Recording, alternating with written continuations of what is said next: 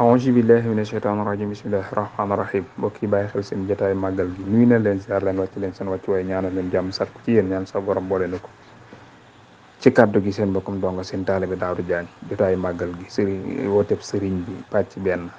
sëriñ Tuubaa nee na leer na naññ ni islaam képpay diine lu dul moom ay caaxaan la ayaqana bi anna diina indallahi islaamuna laa diinun siwa malaahi sëriñ Tuubaa nee na lu waay indi ëllëg ci kanamu yàlla lu dul islaam ju leer dana perte te du seen aljana wa kullu man daana billahi tarda walil jinaani abadan lan yarida sëriñ Tuubaa nee na diine ju dul islaam sunu borom du ko gërëm te man islaam jooja moom laa yeesal si diinun siwa islaamihi la yuhmadu indal ilahi wa bihi nu jaddidu sëriñ Tuubaa nee na dañ na ci ay caaxaan li ma fi indi mooy leeral sunna yonante bi sallallahu alayhi wa sallam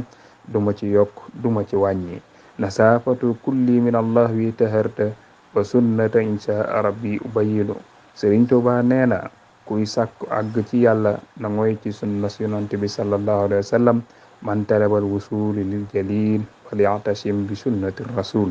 sëriñ Tuubaa nee na mboolem yiw yi mi ngi ci li leen yonante bi sallallahu alayhi wa sallam tànnal nekkul ci li leen seen bakkan di tànnal alxayru fi maxtaarahu almuxtaaru laa fi lesi nufusukum taxtaaru sëriñ Tuubaa nee na yoonu murit ci alquran ak sunna yonante bi sallallahu alayhi wa sallam ak dëppook borom xam-xam yi ci laa ko tabax lu wuute ak loolu bukku ci ba naytu taati bittibaa'i bi sikkiri wa sunnati wal ijmaa'i des na